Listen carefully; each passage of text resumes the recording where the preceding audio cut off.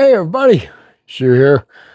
Welcome to Rifle Gap State Park in Colorado. This place is kind of unique, odd, but before I go too far with this tour, there's a couple things that you definitely need to know if you are not from Colorado. So let's run through those real fast. Alrighty. If you've never been to Colorado before, at the state parks, just be aware that there is an entrance fee, even if you have a campsite. Okay, so if you register your campsite, you pay for your campsite, you're going to be hit, like when you try to come in, you're going to be hit with an entrance fee, which we are at this beautiful location for 6 whole days, which would have ran an extra $80. Okay. Or you can buy an annual pass for $90. So if you plan on being in Colorado just 1 or 2 days, just go ahead and get the day pass. But if you plan on spending any type of more time here, then you're going to want to get an annual pass. So if you basically, if you're here for 14 days, that would be 14 times about, what is the average? About $13 a day that you're paying extra. You can just get it for $90. And now, if you are a veteran, they have this thing called a veteran or independence pass. But unfortunately, apparently, according to the people down at the entrance to this location, there's basically 2 types of veterans: foreign and domestic. Never heard of this before. If you are a domestic veteran, that means that you live here in Colorado, number 1. Number 2, you have a disabled veteran license plate on your vehicle. Now, not every veteran has that. We've got a placard in ours, but we don't have the disabled veteran tags. But for here, with the independent pass, you can get a free entrance to all the state parks at no cost. But if you're out of state, you're kind of screwed, which I guess that would be foreign. If you're a foreign veteran, yeah, you don't get no discount, no nothing. Only if you live here or you are a resident of Colorado. So just figured I'd let you know that, and let's go check out this campground.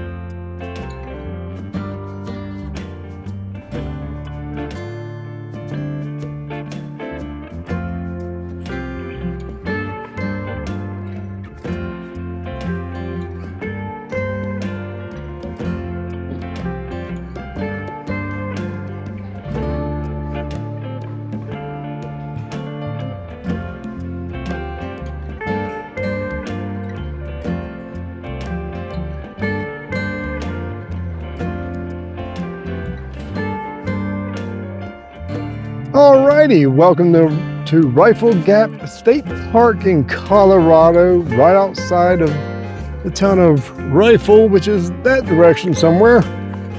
And right down the road from here is the Rifle Falls, which we're going to check that out, but that's going to be on the next video.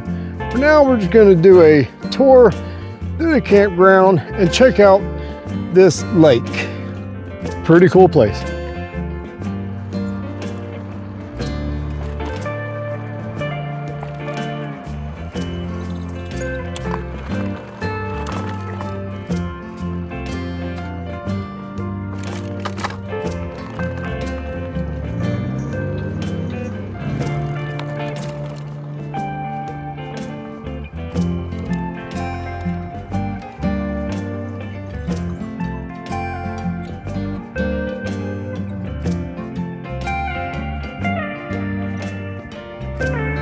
Currently, we are up here at the main entrance. We're going to go through A, B, C, D, and E, and might just ride all the way out to the beach. I'm not sure there's much of a beach left out here right now.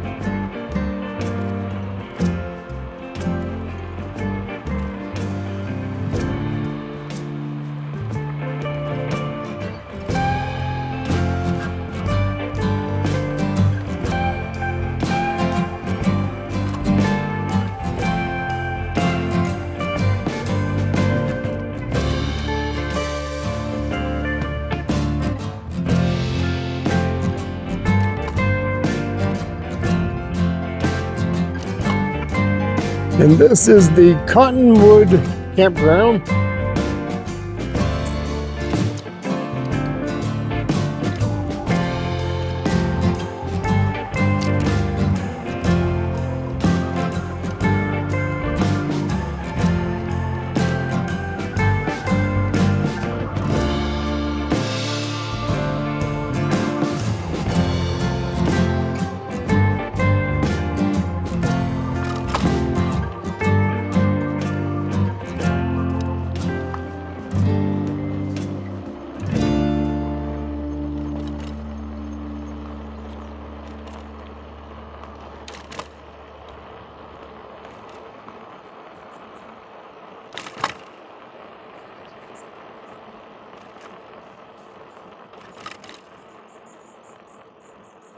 Site number 8 looks like it'd probably be one of the best sites because it has a humongous tree that provides lots of shade.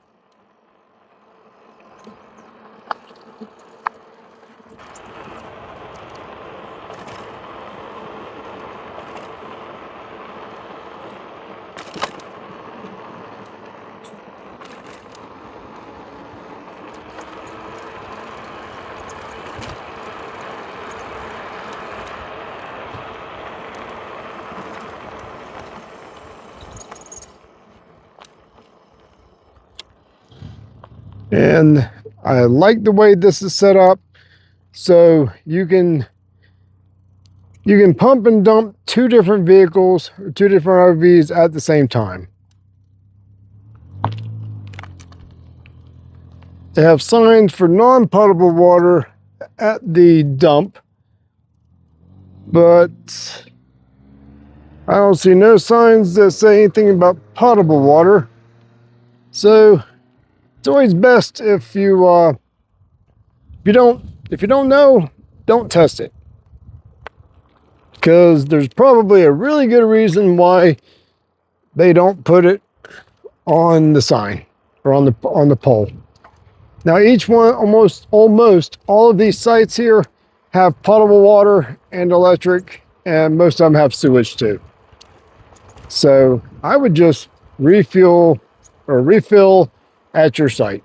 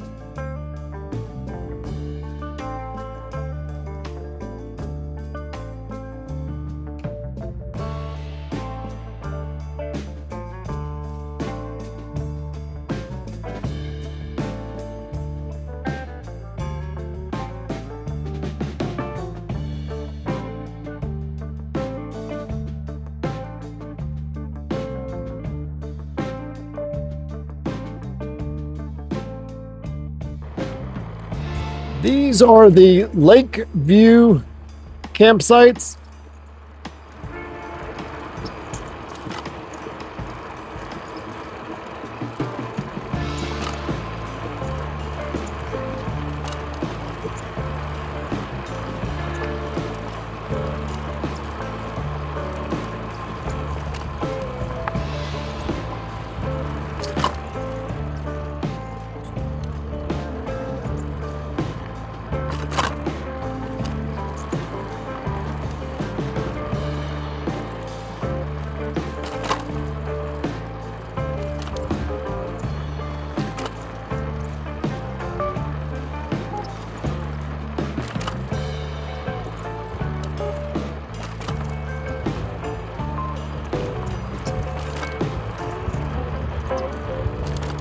Not much of a view from here.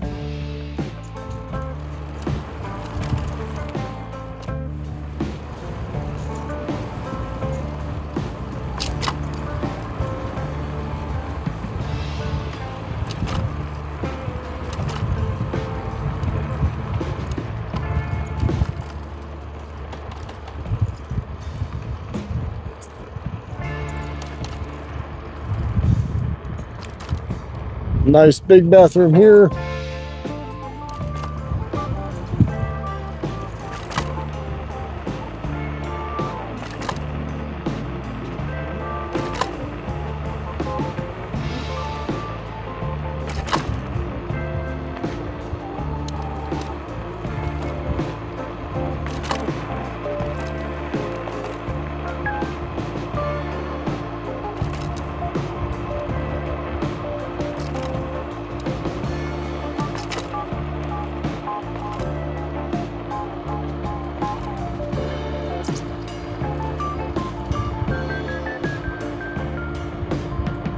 That is our site, Site 34, which we've actually got a pretty decent view.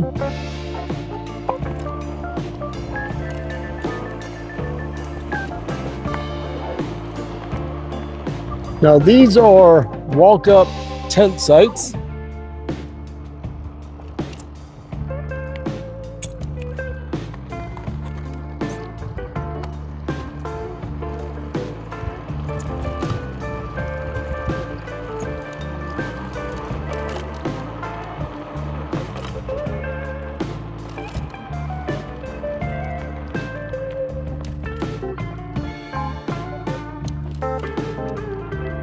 Sites 50, 52, 54 would probably give you the best views.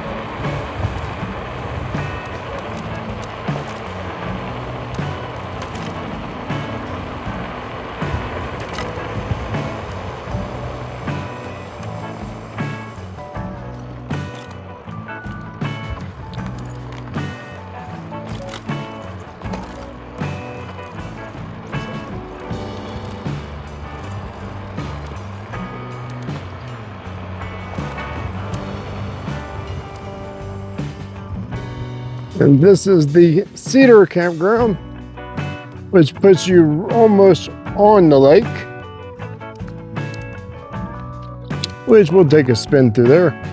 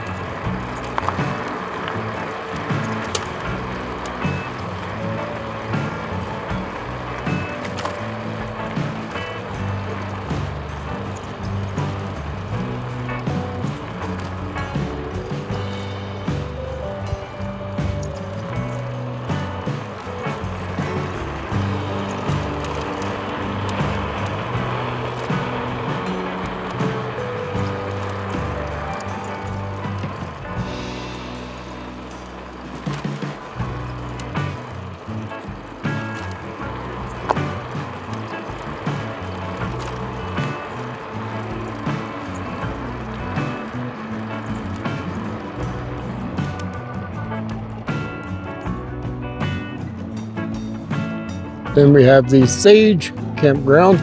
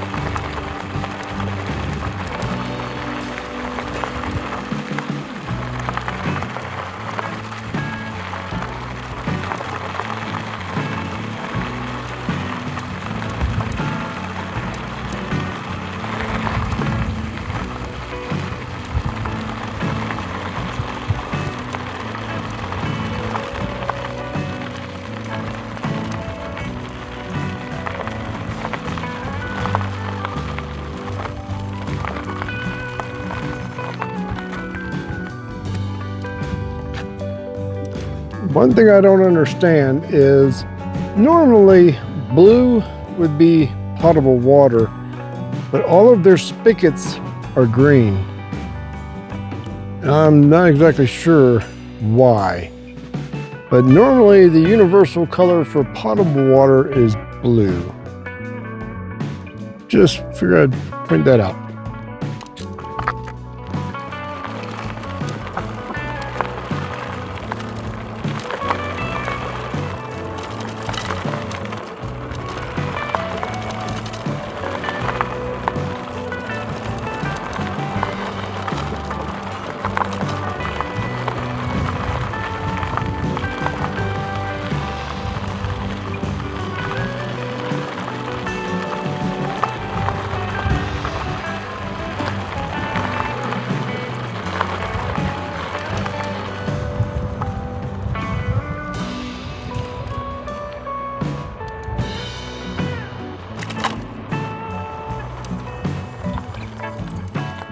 This is the Pinion.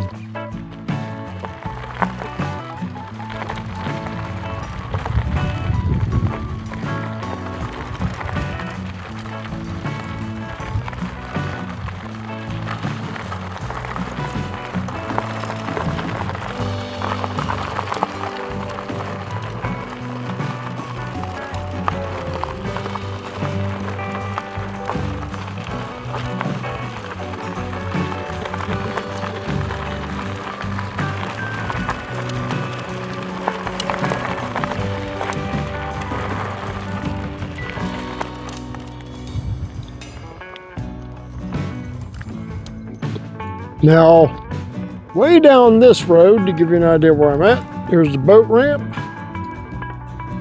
Way down this road is the public access for the beach.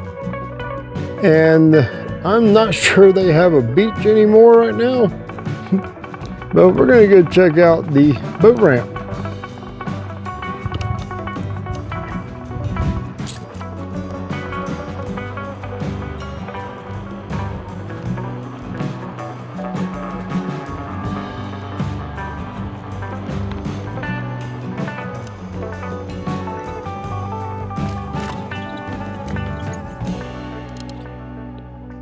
Now, if you're going to bring a boat here, you definitely need to stop by here because they have inspections. Everybody needs to get inspected for any type of trailered and motorized watercraft.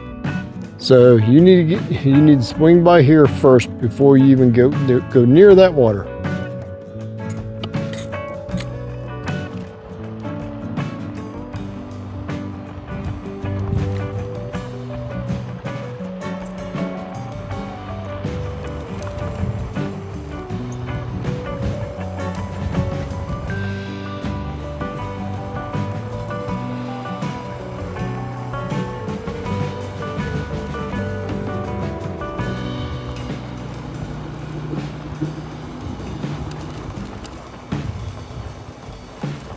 They have extension ramps.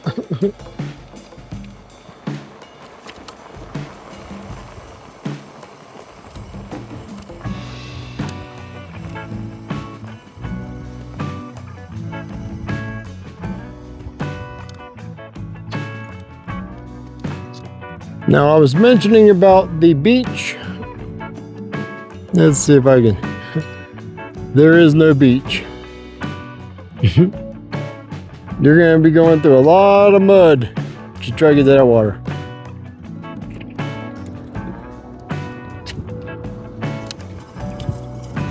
I don't know if you remember the picture that's in the visitor center. That island normally is barely popping out of it. Like 2 spots of it barely pops out.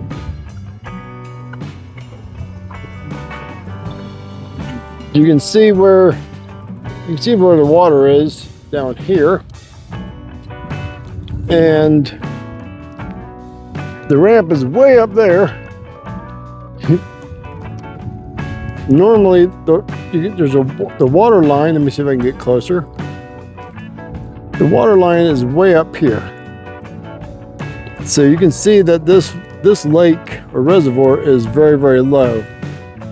But according to one of the signs here, it's normal during basically the hotter times of the year. It's normal for this reservoir to drop by at least 50 feet. Which there is a picture, which I'll show that in a second, of the dam when it was built in 1966. Believe it or not, there was a town here, I do believe it's called Austin. It's down there. They actually pulled a bunch of houses out, stuff like that, and then just flooded everything else when they built the dam. So this is pretty cool.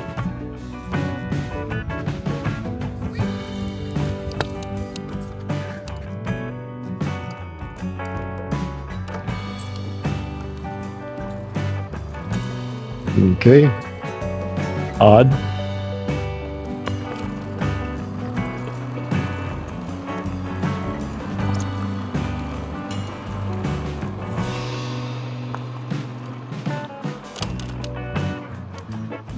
And this is a huge ramp.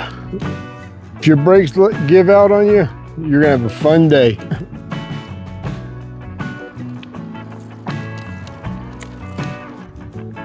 Alrighty, and here is the picture I was talking about. And the town of Austin. It's completed in 1967. But that's back when they had water actually coming through it. Now, if I zoom in on the dam itself, that's a height difference. And you can also see the levels on land over there on their little island. You can see how the levels have changed. And that's actually a better view of the island that's out there. Normally, it's just those 2 little peaks that are sticking out. They haven't had much rainfall here, and apparently a lot of people's using water.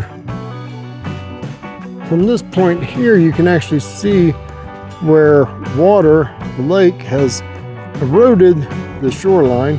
So normally it would be way up here. Now there's grass and everything else growing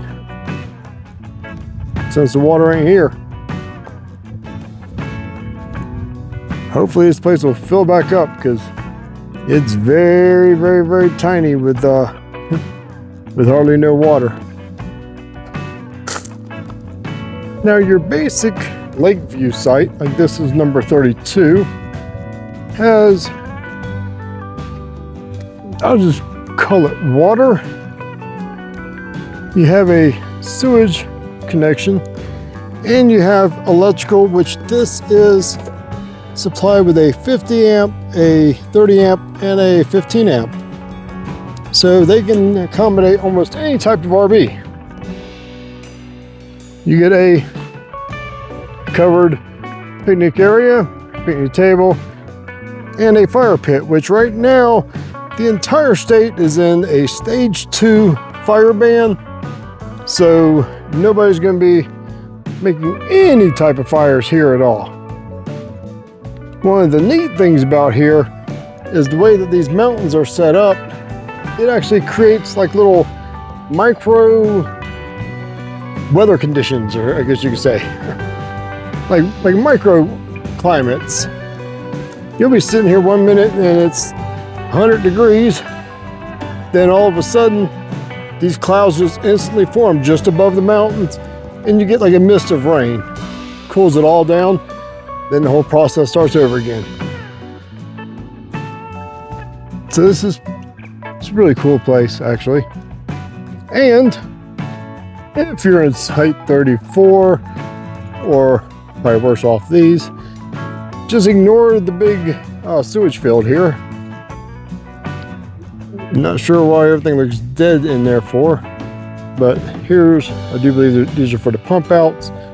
But we've had the wind blowing towards us and we don't smell anything, so yeah, I don't think it's all good. I just don't know why everything there is dead while everything else is alive. But